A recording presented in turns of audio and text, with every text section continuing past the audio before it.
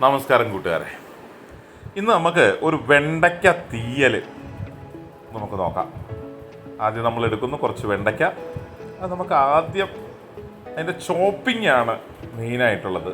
കണ്ടില്ലേ, വളരെ ചെറുതായിട്ട് ചോപ്പ് ചെയ്യണം കേട്ടോ. എന്തിനാണെന്ന് ചോദിച്ചു കഴിഞ്ഞിട്ടുണ്ടെങ്കിൽ എന്നാലോ നമുക്കത് ശരിക്കും ഫ്രൈ ചെയ്തിട്ട് എടുക്കാൻ പറ്റുള്ളൂ നല്ലതായിട്ടേ.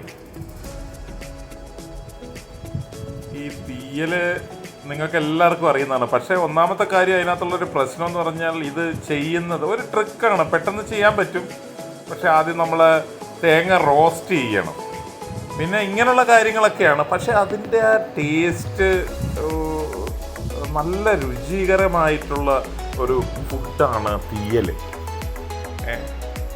നമ്മുടെ കേരളത്തിൽ പൊതുവേ നമുക്ക് മലയാളികൾക്ക് വളരെ താല്പര്യമുള്ളൊരു സാധനമാണ് തീയൽ. തീയൽ എന്ന് പറഞ്ഞു കഴിഞ്ഞിട്ടുണ്ടെങ്കിൽ നമ്മുടെ ഒരു ജീവിതത്തിൻ്റെ ഭാഗം തന്നെയാണ്. പക്ഷെ ഒന്നാമത്തെ കാര്യം എന്ന് പറഞ്ഞാൽ ഇത് ഇങ്ങനെ ഈ റോസ്റ്റ് ചെയ്ത് ഈ 2-3 റോസ്റ്റ് ഉണ്ട്. നമ്മൾ അതുപോലെ തന്നെ ഏത് സാധനമാണ് ചെയ്യുന്നത്. ഇപ്പോൾ തീയലുകൾ നമുക്ക് ഒത്തിരി വെണ്ടയ്ക്ക തീയലും ഉള്ളിത്തീയൽ അങ്ങനെ ഒത്തിരി തീയലുകളുണ്ട്. നമുക്ക് ഏത് രീതിയിൽ വേണമെങ്കിലും നമുക്ക് ചെയ്യാൻ പറ്റും. പക്ഷേ ഇതിൻ്റെ പ്രോസസ്സിങ് വന്നിട്ട് കുറച്ച് ബുദ്ധിമുട്ടായിട്ട് നമുക്ക് ക്രൈസിസ് ആയിട്ട് തോന്നും. ഇത് റോസ്റ്റ് ചെയ്യണം, കുറേ നേരം നമ്മൾ കിച്ചണിൽ സ്പെൻഡ് ചെയ്യേണ്ട അവസ്ഥകൾ വരുന്നത്. പക്ഷേ എന്നാലും നമുക്ക് വളരെ പെട്ടെന്ന് ഞാൻ ചെയ്തിരിക്കുന്നത് നിങ്ങളൊന്ന് നോക്കൂ. ഒരു ട്രിക്കി ആയിട്ട് നമ്മൾ ചെയ്യുന്നു. കുറച്ച് ഇതിൻ്റെ കൂടെ നമുക്ക് കുറച്ച് ചെറിയ ഉള്ളിയും ഒരു 2-3 പച്ചമുളകും. നിങ്ങൾക്ക് എത്ര സ്പൈസസ് എരിവാണ് നമുക്കിതിന് വേണ്ടതെന്നുള്ളത് നിങ്ങൾ എത്ര വേണമെങ്കിലും ആഡ് ചെയ്യാം. ഞാൻ വളരെ കുറച്ചാണ് ആഡ് ചെയ്തിരിക്കുന്നത്. ജസ്റ്റ് നിങ്ങൾക്ക് പച്ചമുളക് എത്ര വേണമെങ്കിലും ക്വാണ്ടിറ്റി ഇടാൻ പറ്റും, അതിൻ്റെ എരിവ് വേണം. ഓക്കെ, വളരെ പെട്ടെന്ന് ചെയ്യാൻ പറ്റും. പിന്നെ ഒരു കാര്യം, ഇതിനകത്തൊരു ട്രിക്ക് പ്രത്യേകമായിട്ടുള്ള നമ്മൾ ശ്രദ്ധിക്കേണ്ടത്, നമ്മൾ ഈ എണ്ണ, അതായത് ഈ വഴട്ടുന്നത്, അതായത് ഈ വെണ്ടയ്ക്ക വഴട്ടുക എന്ന് പറയുന്ന ഒരു വലിയൊരു ടാസ്ക്കാണ്. അപ്പോൾ അതിൻ്റെ ഒരു ട്രിക്കെന്ന് പറഞ്ഞ് നിങ്ങൾ ശ്രദ്ധിച്ചിട്ടുണ്ടെന്ന് അറിയാം, നല്ലതായിട്ട് എണ്ണ ചൂടായിട്ടിരിക്കണം.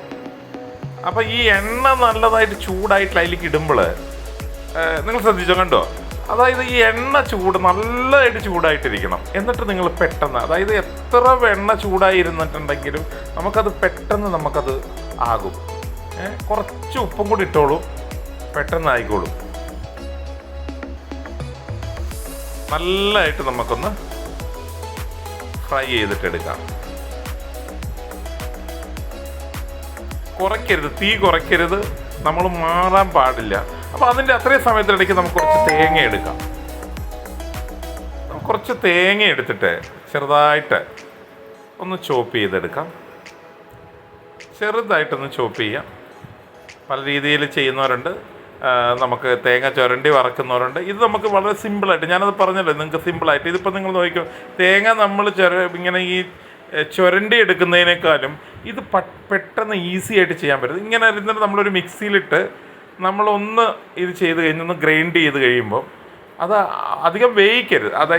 അത് പെട്ടെന്ന് നമ്മളത് കണ്ടമാനം അരച്ച് തരിയാക്കരുത്. ഇപ്പം നിങ്ങൾക്കിത് കാണാം, ഞാൻ കാണിച്ചു തരാം. വളരെ നമ്മളുടെ ഇത് ഇത്രയും ചെയ്യുന്നിടയ്ക്ക് നമ്മുടെ വെണ്ടയ്ക്ക ശരിയായിട്ടുണ്ട്. നോക്കൂ, ഇങ്ങനെയാണത്.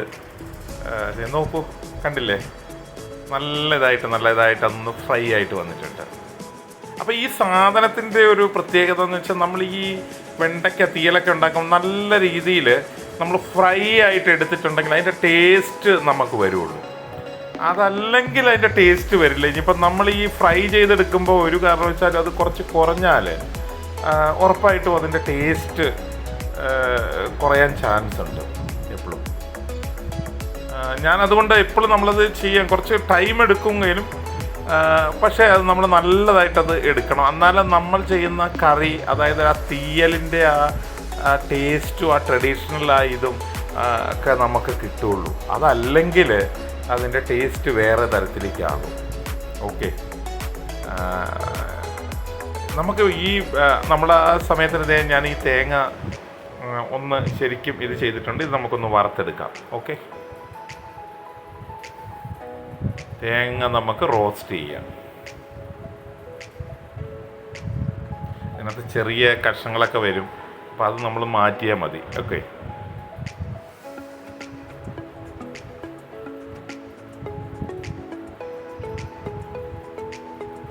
നമുക്കിത് റോസ്റ്റ് ചെയ്യാം. ഞാൻ നേരത്തെ പറഞ്ഞു നിർത്തിയത്, അതായത് ഈ തീയലിൻ്റെ പ്രോസസ്സിങ് എന്ന് പറഞ്ഞു കഴിഞ്ഞാൽ 1-2 ഘട്ടങ്ങളിൽ കൂടാണ്. ഇപ്പോൾ ഈ 2 കടമ്പകളാണ് നമുക്ക് എങ്ങനെ. ആദ്യം നമുക്ക് നമ്മുടെ വെണ്ടയ്ക്ക നല്ല രീതിയിൽ റോസ്റ്റ് ചെയ്യണം. അത് കഴിഞ്ഞിട്ട് നമുക്ക് ഈ തേങ്ങ റോസ്റ്റ് ചെയ്യണം. ഓക്കെ, ഈ 2 സാധനങ്ങളാണ്. ഈ 2 സാധനം, അതായത് ഇതിൻ്റെ ഈ ടൈം പീരീഡ് വരുന്നത്. പക്ഷേ ഈവൻ നിങ്ങൾ ഇങ്ങനൊന്നും നിങ്ങൾ തേങ്ങ നിങ്ങളൊന്നും ചെയ്ത് നോക്കൂ, പെട്ടെന്നാകും. അത്യാവശ്യം പെട്ടെന്നാകും നിങ്ങളിങ്ങനെ ചെയ്ത്. നമ്മളത് തേങ്ങ ചുരണ്ടുന്നതിനേക്കാളും കൂടുതലും കൂടെ ചെറുതായിട്ട് അരിഞ്ഞാൽ പോലും ഇതുപോലെ ചെയ്യുമ്പോൾ കുറച്ചും കൂടി ഈസി ആയിട്ട്. പക്ഷെ നമ്മൾ വളരെ കെയർഫുൾ ആയിരിക്കണം കേട്ടോ. എന്താ കാര്യം എന്ന് വെച്ച് കഴിഞ്ഞാൽ അല്ലെങ്കിൽ കരിഞ്ഞു പോകാനുള്ള ചാൻസ് ഉണ്ട് അതിനകത്ത്. അപ്പോൾ അത് നമ്മളെപ്പോഴും ഒന്ന് ശ്രദ്ധിക്കണം. വളരെ ശ്രദ്ധിക്കേണ്ട ഒരു കാര്യമാണ്. നമുക്കതിനകത്ത് കുറച്ചും കശ്മീരി ചില്ലി, പിന്നെ കുറച്ച് നമുക്ക് മഞ്ഞപ്പൊടിയും കുറച്ച് മല്ലിപ്പൊടിയൊക്കെ ഇട്ടിട്ട് നല്ലതായിട്ട് നമുക്കൊന്ന് റോസ്റ്റ് ചെയ്തെടുക്കാം. തീ കുറച്ച് ഇടാവുള്ളൂ കേട്ടോ, കൂട്ടിയിടരുത്. കരിഞ്ഞു പോയി കഴിഞ്ഞാൽ പിന്നെ നമ്മൾ ഈ ചെയ്തതെല്ലാം വേസ്റ്റാണ്. ഇതിങ്ങനെയുള്ള കുറച്ച് കാര്യങ്ങൾ നമ്മൾ വളരെ ശ്രദ്ധിക്കണം. അപ്പം നല്ലതായിട്ട് അത് കറക്റ്റായിട്ട് വരും. അതായത് ആ മണം വരുന്നുണ്ട്. നമുക്ക് നിങ്ങൾ ശ്രദ്ധിച്ചോന്നറിയാം. നിങ്ങൾ നോക്കിക്കോളൂ, ഇതിൻ്റെ അടിയിലൊക്കെ നോക്കിക്കോളൂ,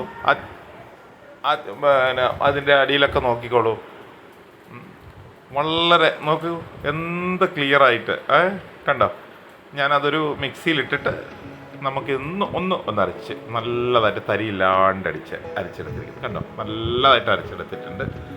ഇനി നമ്മൾ ആ ഒരു ചീനിച്ചിട്ട് നമ്മളിത് ചെയ്തിരിക്കുന്ന റോസ്റ്റ് ചെയ്ത് നമുക്ക് ഒരു ചെറു ചൂടിൽ വെച്ചിട്ട് നമുക്കിതൊന്ന് ഇളക്കി ഒന്നിടാം.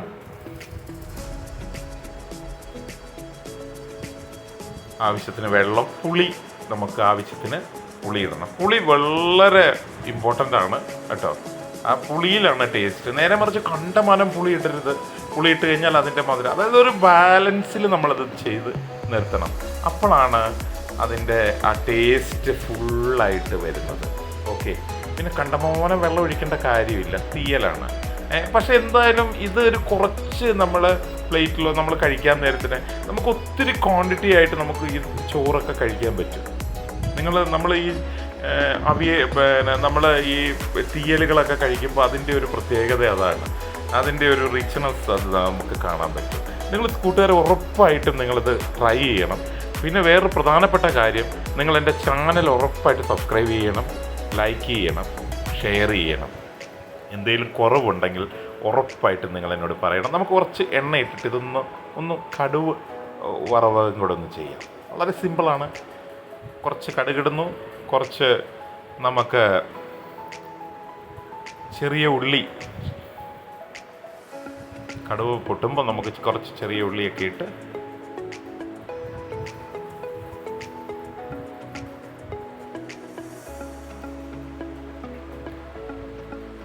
ചെറിയ ചൂടിലാണ് ഞാനിതൊന്ന് ഇളക്കിക്കൊണ്ടിരിക്കുന്നത്. ഓക്കെ, നമ്മുടെ കടുക് പൊട്ടിയിട്ടുണ്ട്. ആ സമയത്ത് നമുക്ക് ഉള്ളി ഇടാം. കുറച്ച് വത്തലമുളക് ഇട്ടാക്കും, 1-2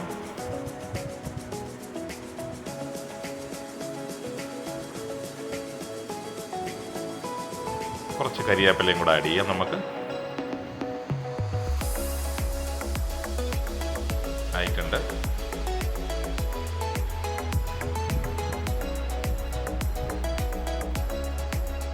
അതായത് നമ്മൾ ഈ കടുവൊക്കെ പൊട്ടിച്ച് അതിനകത്ത് ഒഴിക്കുമ്പം അതൊഴിക്കുമ്പോൾ അതിൻ്റെ ടേസ്റ്റ്, ഇപ്പം ഈ പറഞ്ഞ നമ്മുടെ തീയലിനകത്ത് ഇതൊന്നും ചെയ്തില്ലെങ്കിൽ പോലും നമ്മൾ ഈ 2 പ്രോസസ്സിങ്ങിൽ തന്നെ നമ്മുടെ കറി കഴിക്കാൻ പറ്റുന്ന രീതിയിലാണ്. അപ്പം ഒന്നും കൂടെ ഒരു ടേസ്റ്റ് വരും. അപ്പം നല്ല രുചികരമായിട്ടുള്ള വളരെ ടേസ്റ്റായിട്ടുള്ളൊരു ഇതാണ് തീയൽ. നിങ്ങൾ ഉറപ്പായിട്ട് കൂട്ടുകാരെ നിങ്ങൾ ട്രൈ ചെയ്യണം. എന്തെങ്കിലും കുറവുണ്ടെങ്കിൽ നിങ്ങൾ പറയണം. നല്ല രുചിയാണ് കേട്ടോ, നല്ല രുചിയാണ്. നിങ്ങളത് ചെയ്ത് നോക്കൂ. കണ്ടമാനം വെള്ളമൊന്നും വയ്ക്കാൻ പാടില്ല. വെള്ളം കൂടിക്കഴിഞ്ഞാൽ പിന്നെ അത് കൊള്ളൂല.